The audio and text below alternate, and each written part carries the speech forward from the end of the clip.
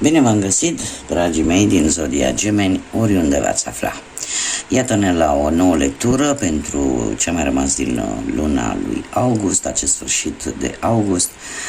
La fel de important ca și tot restul lunii, am avut un eveniment astronomic și astrologic foarte important pe data de 8 august. Am avut o triplă vibrație a numărului 8.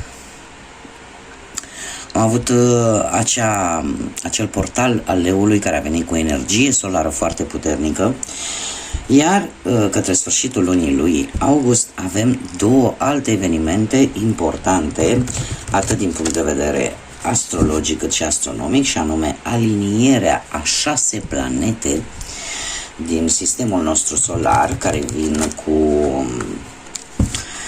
acel îndemn de a avea grijă ce promitem, ce ne dorim, pentru că planetele sunt aliniate.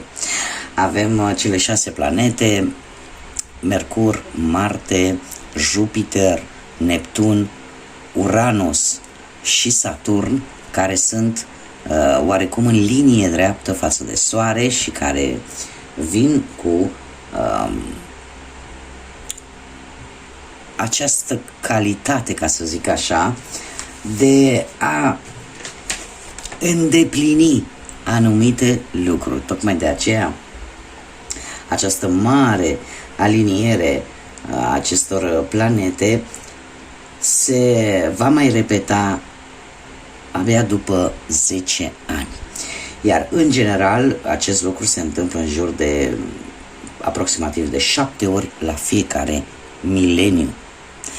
Așa că un eveniment important care va dura în funcție și va putea fi vizibil în funcție de locul, desigur, în care te afli din punct de vedere geografic. Va începe cu data de 23 august și se va termina undeva pe 30 august. De asemenea, mai avem un al doilea eveniment important și avem prima superlună a acestui an, care aduce cu ea energie lunară. Deci, după cum bine vedem, luna august a fost încărcată de energie, atât solară cât și lunară. Un moment foarte bun, această superlună va fi pe 19 august și va ține cumva până pe 20. Un moment prielnic în a ne pune dorințe, în a cere universului, a cere divinității ceea ce ne lipsește. Așa că nu ezitați să o faceți. Este un foarte bun moment în care trebuie să facem schimbări care poate trebuiau făcute de ceva vreme, să ieșim din blocaje, să ne dăm oportunitate în a ne vedea pe noi înșine și viața noastră cu alți ochi și în a ne da seama de fapt de tot potențialul pe care îl avem de a-l scoate la suprafață. Așa că, dragilor, dacă aveți Soare, Lună, Venus sau ascendentul în Zodia Gemeni, atunci această lectură este de asemenea și pentru voi. Haideți să vedem ce avem. Și avem Judecata, avem Marele Preot, avem Pusnicul, deja avem 3 arcane majore pentru voi. Avem Nebunul, al patrulea arcan major, și 3-ul de bâte. Ce pot să vă spun, dragilor? Că lucruri importante se îndreaptă către voi, către acest final de august. Și începem cu Judecata, Situația actuală ne vorbește foarte mult de un triumf, de o schimbare pozitivă, necesară. Poate pentru unii dintre voi vine sub forma unei reconcilieri, a unei reîmpăcări, poate cu tine însuți sau cu altcineva. Sunt șanse mari de a reuși în anumite probleme legate de partea asta justiției, a probleme legale. Cum de altfel ne mai poate vorbi pentru alții de o lecție importantă pe care voi ați învățat-o sau veți învăța. Posibil să fi primit poate deja un apel foarte important care să aibă cumva ceva de văzut cu, cum am mai spus, cu situații legale sau de justiție. De asemenea, se pare că la locul de muncă unii dintre voi veți vedea că veți fi valorați pentru efortul pe care voi l-ați depus și veți fi valorați într-o manieră destul de pozitivă. Trebuie să acordați un pic mai multă atenție la anumite prejudecăți.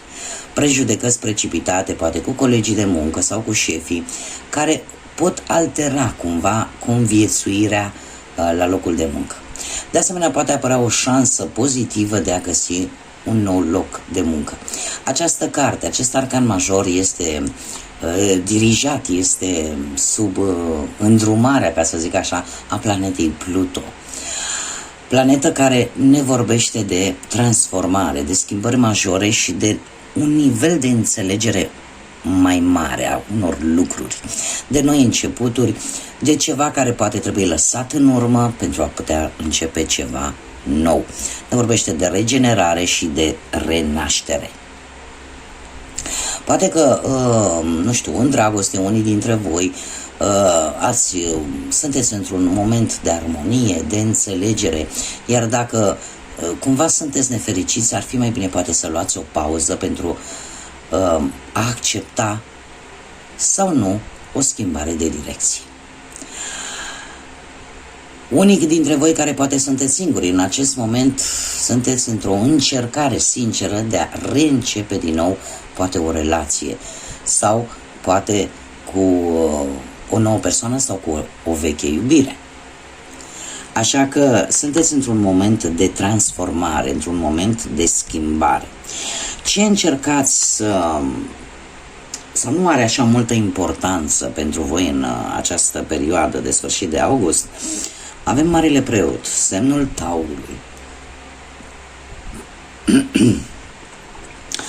care ne vorbește despre a face ceea ce este corect.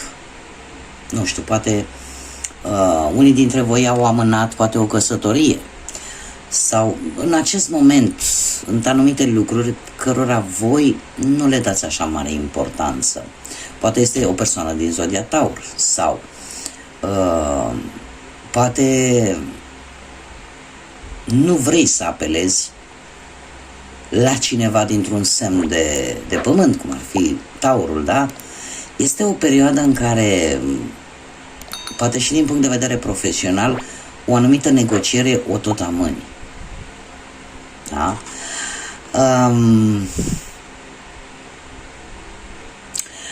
Cumva aș zice că parcă nu vă place tradiționalul.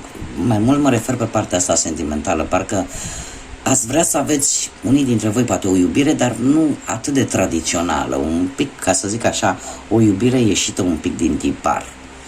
Nu prea vă place normalitatea asta pe care și-o dorește toată lumea. Vreți ceva mai special. Așa că, cumva, nu vă gândiți în această perioadă prea mult la ce ține de tradițional. Ce vine către voi, în schimb? Vine pusnicul. Pusnicul cu un alt semn de pământ, de data aceasta cu semnul Fecioarei, și cu Mercur, care este, v-am mai spus, în alinierea planetelor din această ultimă perioadă din august. Ne vorbește foarte mult de comunicare, ne vorbește foarte mult de tehnologie, poate. De acea dorință, poate, de a nu mai comunica prin intermediul, poate, al telefonului, al calculatorului, poate al anumitor aplicații. Poate simțiți nevoia de a comunica cu cineva într-un alt mod, într-un mod mai vechi, așa cum se făcea odinioară. Să te întâlnești cu persoana, să fii față în față la modul fizic cu respectiva persoană. Sau, dimpotrivă, Mercur este planeta, cum am mai spus, a comunicării și a tehnologiei. Poate petreci prea mult timp sau îți vei petrece prea mult timp înconjurat de toată această tehnologie. De asemenea, pusnicul ne vorbește de acea dorință, poate de singurătate sau de dorință de a trece prin filtru minții ceva din trecutul vostru, ceva în care voi vreți să găsiți un răspuns, o anumită situație din trecut sau o anumită experiențe din trecut care în acest moment cumva au devenit actuale și încercați să găsiți un răspuns în ceva din trecutul vostru. Dacă aveți în cap să schimbați locul de muncă, e posibil ca acest final de august să nu fie chiar cel mai bun moment de a schimba de job. De ce? Pentru că totuși e un blocaj. E posibil, de exemplu, să nu fiți foarte interesați în această perioadă de partea asta financiară, să nu vă intereseze foarte tare acest aspect al vieții. Cum de asemenea, dacă vorbim de partea asta amoroasă, sentimentală, a relațiilor, e o lipsă de comunicare. Posibil o separare datorită dorinței voastre de a fi singuri, pur și simplu de a analiza mai bine anumite aspecte ale vieții. Dacă sunteți singuri, apare probabil un fost sau o fostă pentru cumva a reaprinde relația. Dar ar fi bine să vezi dacă este exact ceea ce tu îți dorești. Să analizezi foarte bine acest lucru, pentru că de multe ori nu ne punem întrebarea totuși de ce un fost sau o fostă au ajuns să poarte această titulatură. Este o introspecție foarte profundă. Va veni în acest sfârșit de august. Mergem mai departe și avem nebunul. Nebunul care pe poziția de ce anume trebuie să ții tu cont? Trebuie să ții cont că cu nebunul că în momentul în care ești dispusă să începi ceva nou, trebuie să-ți asumi anumite riscuri. Pentru că un drum nou nu știi niciodată cu ce va veni. Poate să fie un drum lin sau poate să fie un drum care mai are și gropi, care mai are și câte o piatră de trecut. Da? Și atunci nebunul vine cu această avertizare, ca să zic așa, și anume de a fi dispusă să-ți asumi anumite riscuri în momentul în care vrei să începi ceva nou sau să faci un lucru într-o manieră total diferită față de cum ai făcut-o până în prezent. E posibil ca poate în relație să te gândești foarte bine dacă ești dispusă să faci un anumit compromis pe partea asta sentimentală. Mergem mai departe. Ce anume trebuie să știi? Ce este necesar să știi? Și avem un 3 de bâte. Este necesar să știi că o situație va fi în plină desfășurare. Nu știu, poate vei obține ceva dintr-o călătorie sau prin intermediul studiului. Poate că vei reuși să deții controlul unei anumite situații sau poate că efortul pe care tu îl faci pentru a îmbunătăți o anumită situație va fi un efort pozitiv. E posibil pe plan profesional să faci anumite călătorii din punctul ăsta de vedere. Chiar dacă poate nu vezi rezultatele încă, ele vor apărea. Posibil să apară schimbări de locație, tocmai pe motivul ăsta profesional, sau să apară un post mai bun și de care va trebui poate să profiți, dar care să aibă cumva legătură cu o călătorie. Pe plan amoros-sentimental, se pare că dacă ești apreciat și valorat așa cum meriți, lucrurile vor merge bine. Dar în schimb, dacă acest lucru nu este posibil, poate ar trebui să te întrebi dacă ești cu persoana corectă sau în locul corect. Cum de asemenea pentru cei care sunteți singuri, este necesar să știți că e posibil să munciți poate prea mult sau să îți canalizezi toată energia pe partea asta profesională, iar asta să te împiedice cumva să cunoști persoane noi care pot fi potențiale relații, viitoare relații. Haideți să vedem ce ne spun și runele. Ce avem pentru dragii mei din Gemeni? Și avem Dagaz, Naudis și încă o rună, te rog, și Lagus. Dragilor,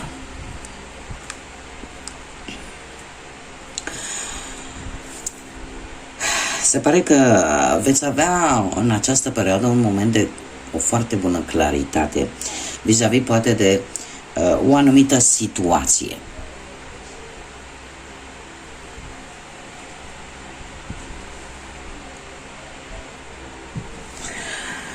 Așa cum spuneam, sper că i-am dat drumul. Da. A trebuit să întrerup un pic. Iată-ne din nou împreună. Deci, cum spuneam, avem runa Dagaz care ne vorbește de o trezire, de o iluminare, de o transformare și de o claritate. Se pare că ceva legat cu străinătatea posibil, ceva speranțe de schimbare, de transformare, dar care au legătură cu, posibil să aibă legătură cu străinătatea. Este, nu știu, poate trebuie să faceți o călătorie mai lungă, poate trebuie să închideți anumite etape din viața voastră, poate vreți să faceți o mutare, vreți,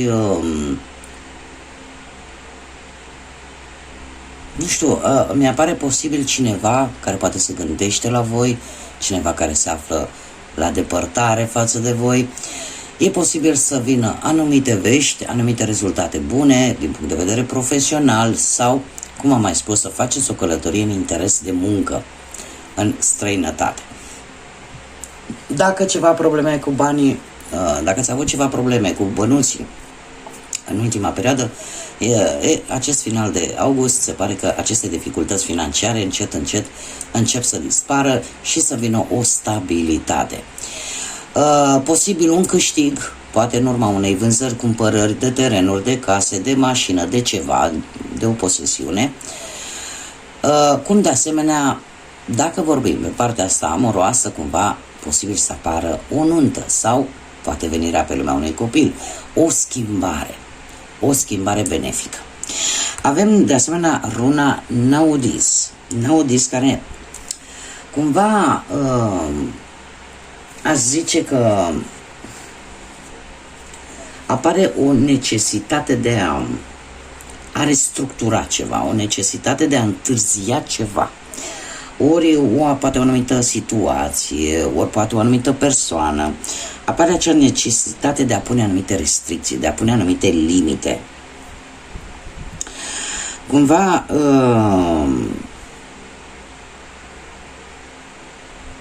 pentru unii dintre voi posibil să apară și o anumită confuzie relaționată poate cu un conflict. Iar aș zice că puterea voinței în această perioadă va fi un factor important pentru a trece peste toate aceste sentimente și trăiri. De asemenea avem runa Lagus, care este o rună a apei, ne vorbește foarte mult de intuiție, cum de asemenea ne vorbește de foarte multă imaginație. Ar trebui poate în această perioadă să fiți un pic mai atenți la ceea ce visați pe timpul nopții, pentru că vă poate aduce anumite răspunsuri pentru anumite situații pe care voi le traversați în acest moment. Bun, și avem, uite, se repetă intuiția și se repetă, avem aici cicluri sau etape din capitole din viața noastră, din viața voastră, în mod special pentru voi, dragilor din Gemeni. Cine spune aceste două cărți? Se pare că folosește-ți intuiția pentru că ai primit anumite semnale și încă ai să le mai primești. Semnale care încearcă să te ghideze, să spună poate că ceva nu este în regulă, să fii mai atentă la anumite lucruri din jurul tău. Dacă ascultă-ți intuiția, de ce? Pentru că încearcă să nu o ignori, pentru că mai târziu, dacă o vei face, dacă vei ignora toate aceste semnale, se pare că mai târziu vei suferi anumite consecințe. Așa că, mare atenție la ce se întâmplă în jurul vostru, ascultați-vă intuiția, pentru că încearcă să vă spună ceva important. Și avem aici de asemenea și cicluri, etape, da, capitole, care ne vorbesc despre soartă, despre destin, despre karmă și despre ceva care trebuie să se termine. De ce? Poate pentru că are o legătură karmică. Trebuia să se încheie pentru a face loc la ceva nou, la noi începuturi. Bun, dragilor, aceasta a fost lectura pentru acest sfârșit de august. Vă doresc toate cele bune, puneți-vă dorințe. Este, din punctul meu de vedere, luna august a fost o lună magică, o lună și încă este, de care trebuie să profităm cu toții și să ne punem dorințe, să ne redescoperim pe noi înșine și ce potențial ascundem fiecare în interiorul nostru. Până data viitoare când ne vom revedea, numai bine vă doresc, multă răcoare pentru cei care ne confruntăm cu aceste călduri atât de copleșitoare, multă energie pozitivă și până data viitoare să fiți iubiți, dragilor!